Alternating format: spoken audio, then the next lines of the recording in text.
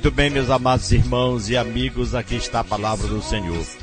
Mas os que andavam dispersos iam por toda parte anunciando a palavra.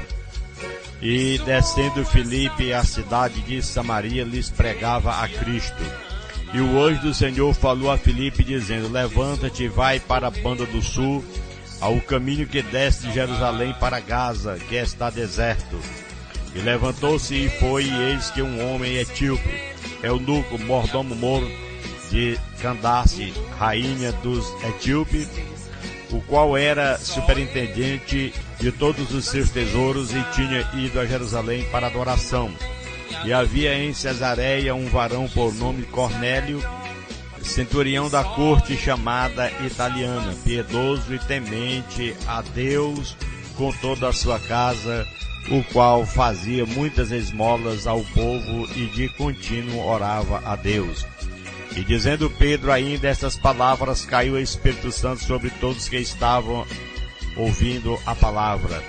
E os fiéis que eram da circuncisão, todos quantos tinham vindo com Pedro, maravilharam-se de que o dom do Espírito Santo se derramasse também sobre os gentios, porque os ouviam falar em línguas e magnificar a Deus. Respondeu então Pedro: pode alguém porventura recusar a água para que não seja batizado estes que também receberam, como nós, o Espírito Santo? E mandou que fossem batizados em nome do Senhor. Então rogaram-lhe que ficasse com eles por alguns dias. Queridos rádio ouvintes, amigos, aqui está a palavra do Senhor. Esta é a expressão maravilhosa que está dentro do contexto bíblico para nossa meditação. Os comentários que nós observamos aqui, uma pequena introdução, que a pregação do Evangelho é uma necessidade imperiosa e não há uma alternativa, a verdade é essa. Isso por si só justifica a necessidade de se levar essa mensagem a todos os povos. Então, meu irmão, você que está nos ouvindo, a leitura que nós fizemos aqui, que nos mostra hoje nessa mensagem da salvação que chegou aos samaritanos, africanos, aos demais gentios na casa de Cornélio.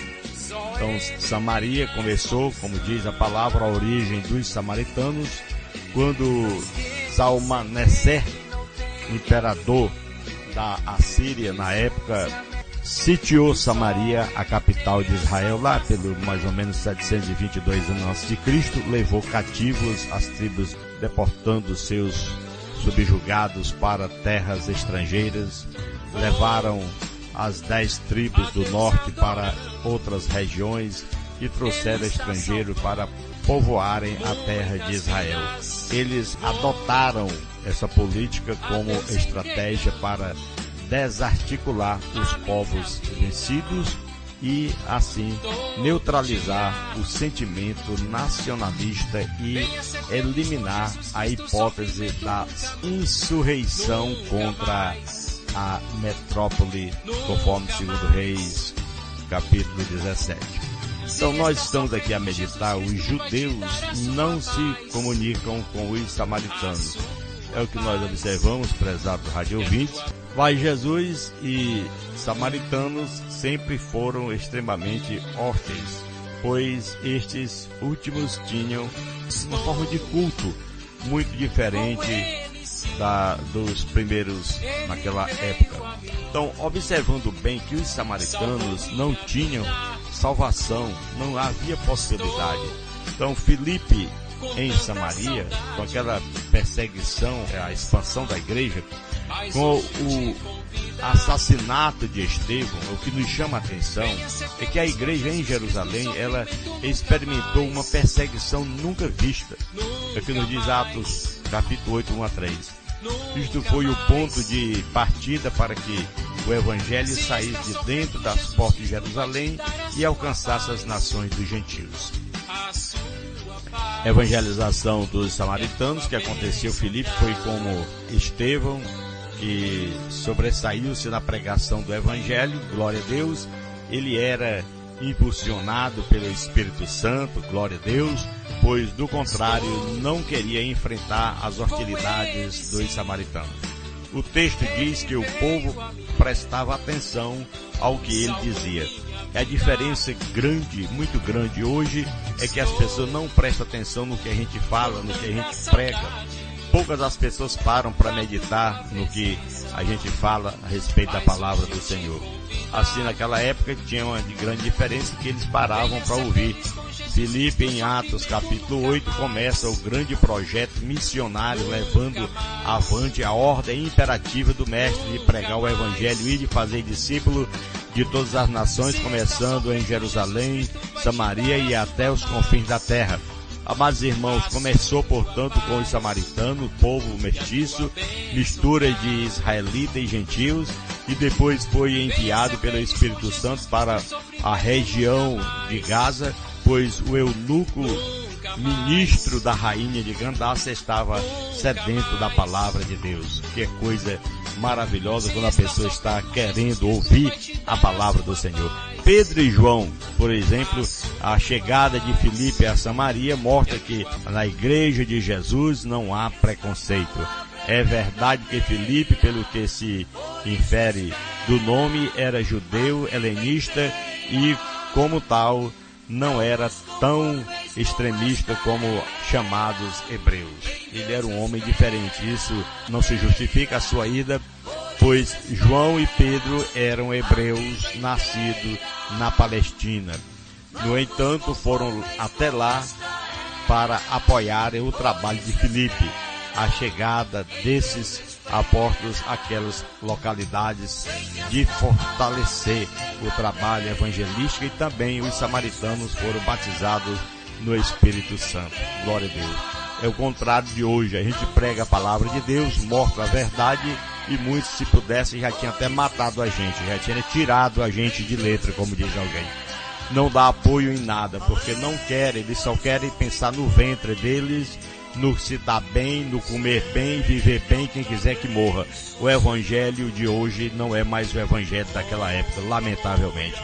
Por exemplo, o evangelho continua sendo o evangelho, mas não o evangelho como nós observamos que fazia efeito na vida daqueles que aceitavam.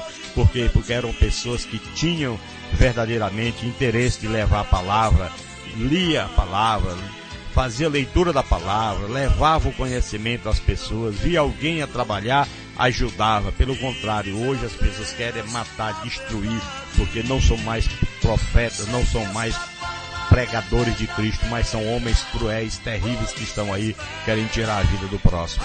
Então, meu irmão, e o pior é que ainda usa o nome do Senhor para dizer que são bons.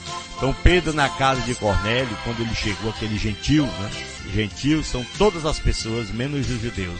Até a vinda de Jesus, a humanidade estava dividida em gentios, egípcios, assírios, caldeus, gregos, romanos, bárbaros, judeus, os descendentes de Israel. Jesus, ele derrubou essa parede de separação, conforme Efésios capítulo 2, versículo 13 ao versículo 18, formando um só povo, a uma igreja. A humanidade está dividida em 3 grupos: judeus, gentios e igreja. Se lembre, a igreja é exatamente um grupo, judeus um grupo, gentios outro grupo. São, portanto, a divisão da humanidade. A salvação dos gentios, que estava no plano estabelecido por Deus, portanto, não foi uma improvisão de última hora feita por Jesus e seus apóstolos.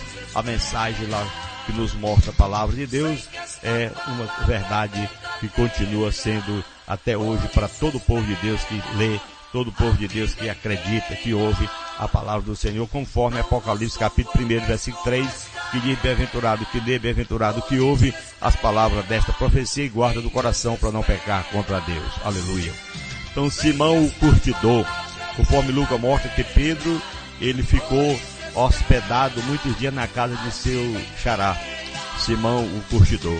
Esta profissão era considerada impura pelos judeus e até dava a permissão à mulher de pedir o divórcio ao marido, uma vez que ela não tinha esse direito de legislação judaica, exceto em casos extremos como este. Então, meu irmão, isso mostra que Pedro já tinha uma visão muito além sobre essa questão. Então vem, portanto, a purificação. Deus, nosso Senhor, se revelou a Cornélio, mandando que chamassem a Pedro mandou chamar Pedro. Apesar dessa visão preliminar, este apóstolo ainda precisava ouvir mais do Senhor, pois a barreira transcultural era muito forte para ser quebrada momentaneamente naquela época. Por isso, a visão do lençol com todas as sortes de animais mostrava a Pedro que a mensagem do Evangelho deveria ser levada aos gentios. Os judeus são, glória a Deus, escrupulosos ao extremo. Então, a palavra na casa de Cornélio, quando Pedro partiu, glória a Deus, com eles para Cesareia, pois Cornélio já estava com seus familiares e amigos à sua espera.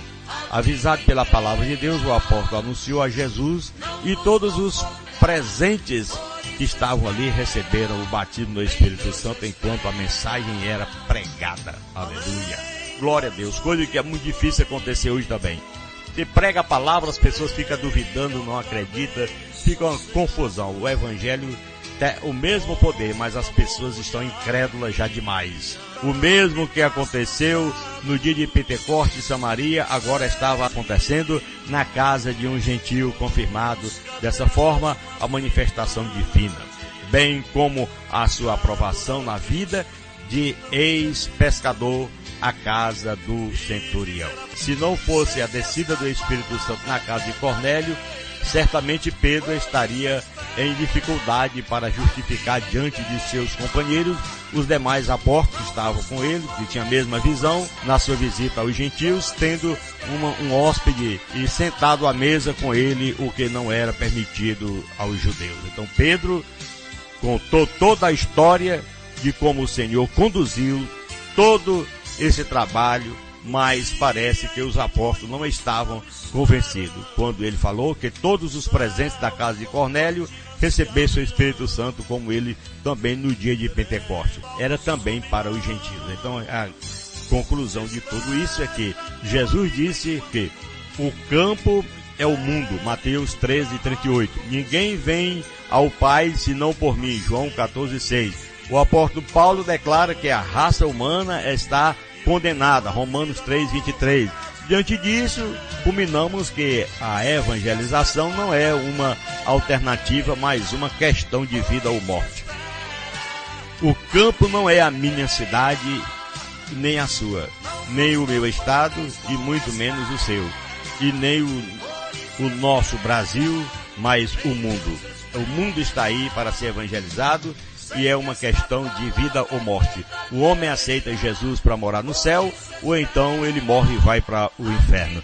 É lamentável, mas essa é a grande realidade, é o que está escrito na palavra do Senhor.